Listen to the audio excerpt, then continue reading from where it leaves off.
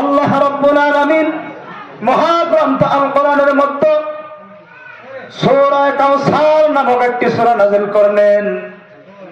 সূরা কাউসারের মধ্যে 3টা আয়াত আল্লাহ তাআলা নাযিল করলেন। প্রথম নাম্বার আয়াত হলো ইন্না আ'তাইনাকাল কাউসার। দ্বিতীয় নাম্বার আয়াত আল্লাহ তাআলা নাযিল করলেন ফাসাল্লি লিরাব্বিকা ওয়ানহার। ফাসাল্লি লিরাব্বিকা ওয়ানহার। আল্লাহ তাআলা রব্বুল আলামিন ওনার নবীজিকে ডাক দিয়ে বললেন, ও আমার হাবিব, আপনি শুনে রাখেন, জেনে রাখেন, ফাসাল্লি লিরাব্বিকা ওয়ানহার। আল্লাহ তাআলা এখানে 2টা বস্তুর কথা এনেছে। এক নাম্বার হলো আল্লাহ রব্বুল আলামিন আমার আপনার নবী মায়ের নবী বিশ্ব নবী মুহাম্মদুর রাসূলুল্লাহকে ডাক দিয়ে বললেন, ও আমার হাবিব, আপনি আমি আল্লাহ রাব্বুল ইজ্জাতের জন্য, আপনি আপনার রবের জন্য ইবাদত করুন, আপনি আপনার রবের জন্য সালাত আদায় করুন, আপনি আপনার রবের জন্য নামাজ আদায় করুন। ফাসাল্লি লিরাব্বিকা ওয়ানহার।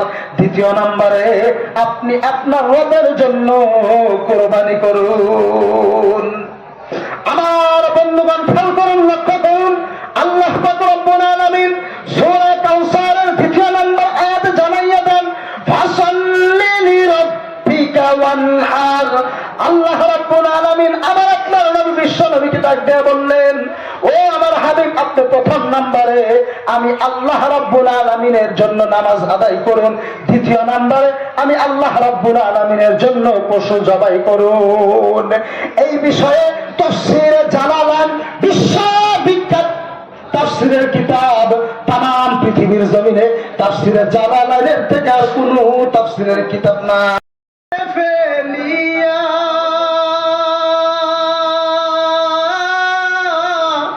আর কতকাল থাকবো মালিক তোমার দিদার প্রাণে চাইয়া, আর কতকাল থাকবো মালিক তোমার দিদার প্রাণে চাইয়া।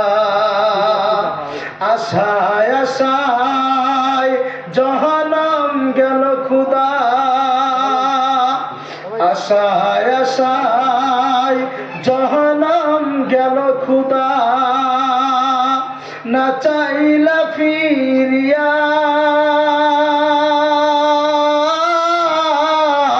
আর কতকাল থাকবো মালিক তোমার দিদার প্রাণে চাইয়া, আর কতকাল থাকবো মালিক তোমার দিদার প্রাণে চাইয়া। সবে একবার জোরে জোরে তাকবীরে তাশরিফ করুন, আল্লাহু আকবার, আল্লাহু আকবার। বুঝতে পারছেন? চলার জন্য জাতিদ্রোহী ধর্মদ্রোহী থেকে সরকার আমাদের দেশে এই আইনগুলি পার্সেল করতেছে। আমাদের ধর্ম থেকে তাদের চলে। হাজার হাজার যুগ ধরে আমার আপনার জন্য আল্লাহ তাআলা কি করেছেন? এই কুরবানিকে ওয়াজিব করেছে। এই কুরবানির ইতিহাসে হাজারো বেঈমান মুসলমান হয়ে গেছে, হাজারো কাফের মুসলমান হয়ে গেছে। সুবহানাল্লাহ। ওরা জানে যে কুরবানি যদি থাকে তাহলে আমাকে কি হবো না, আমরা আস্তে আস্তে দুনিয়ার দিকে ধর্ম মিটে যাইতেছি। আমাকে তো কোনো কিতাব নাই, দলিল নাই, বা কোনো পণ্ডিত যদি কোনো আলেমের সাথে বসে টিকতে পারে না 2 মিনিট, কি জন্য? তাদের হলো যুক্তি, কিয়াসি দলিল দেয়। আর তারা যে কিয়াসি দলিল দেয়, ওই কিয়াসি দলিল আমার আলিম ক্লাসের 5ম ক্লাস আছে, ওই ক্লাসে একটা কিতাব আছে নুরুল আনোয়ার। ওই নুরুল আনোয়ারের মধ্যে আমাদের আসছে, যখন আমরা মানুষের সাথে ডিবেটে বসবো, কথায় বসবো, যুক্তিতে বসবো, তখন আমাকে কি করতে হবে? সর্বপ্রথম আল্লাহ পাকের কোরআনকে ফলো করতে হবে। কিতাবুল্লাহ, আল্লাহর কিতাব, সুন্নাতে রাসূলুল্লাহ, রাসূলুল্লাহর কিতাব, ইজমা। যদি কোরআন দিয়ে আপনি তাকে বুঝাইতে না পারেন, তারপর আপনি কি করবেন? হাদিস দিয়ে বুঝান। যদি হাদিসেও না বুঝে, তাকে আপনি ইজমা দিয়ে বুঝান, যেটা হাদিস কোরআনের ভিতর দিয়ে, শরীয়তের মাধ্যম দিয়ে। যদি তাও না বুঝে, যদি আপনার ধর্মকে কটূক্তি করে কথা বলে, আপনি তাকে কি করুন? কিয়াসি দলিল দেন। তাতে যদি আপনার মিথ্যা কথা বলতে লাগে, তাও বলতে হবে, কিন্তু আপনার ওখানে ঠকা আসা যাবে না। আমাদের ইসলাম ধর্মে যেই বস্তুগুলি আছে এগুলি নিয়ে আমরা কোনোদিন মানুষের সাথে মিথ্যা কথা বলা লাগে না, কারণ আমাকে সবকিছু কোরআন এবং হাদিসের দ্বারা প্রমাণিত। এই বস্তুগুলো দেখে মানুষের চলে, বুঝছো, মানুষের চলে। ওই জন্য আজকে একটা আনন্দ উৎসবের দিন, তা আমাকে চোখের মধ্যে নিয়ে আমরা যদি ছাগল কোরবানি দিই, ওই হ্যাঁ ফিসারির ভিতরে নিয়ে দেন না গো, তাই দেন না গো। কি জন্য বলছে? ওটা হলো আমরা ব্র্যান্ড আমার পাওয়ার, ওইটা ইসলামের পাওয়ার, কোরআনের পাওয়ার, বুঝছেন? আমরা হিন্দুস্তানে থাকি, গণতান্ত্রিক দেশ, ওইটা হলো আমাকে পাওয়ার, আমাকে দেখে ওরা চলে। আর চলার জন্য আমাকে কি করে না, আমাকে পাশে লেগে থাকে। যাই হোক, বলতে চেয়েছিলাম ইব্রাহিম আলাইহিস সালামকে আল্লাহ পাক রব্বুল আলামিন একটি সন্তান দান করলেন, ইসমাইল আলাইহিস সালাম।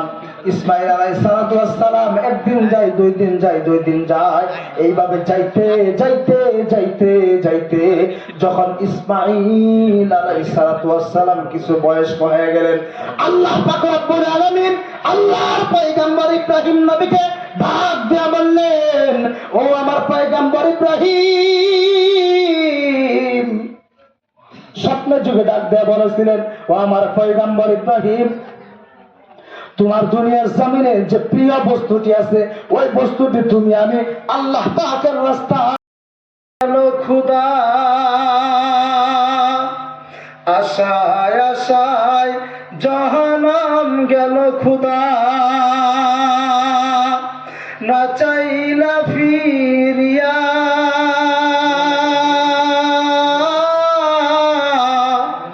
আর কতকাল থাকবো মালিক তোমার দিদার প্রাণে চাইয়া, আর কতকাল থাকবো মালিক তোমার দিদার প্রাণে চাইয়া। তুমি মুসার সনে কইলা কথা, তুমি মুসার সনে কইলা কথা, তুর পাহাড়ে যাইয়া আর কতকাল থাকবো মালিক তোমার দিদার প্রাণে চাইয়া, আর কতকাল থাকবো মালিক তোমার দিদার প্রাণে চাইয়া, আশায় আশায় জাহান্নাম গেল খুদা,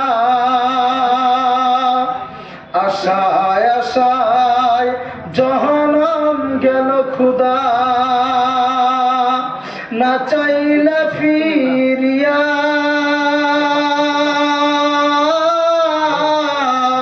আর কতকাল থাকবো মালিক তোমার। ওই আয়াতের মধ্যে ঘোষণা করে দিয়েছেন।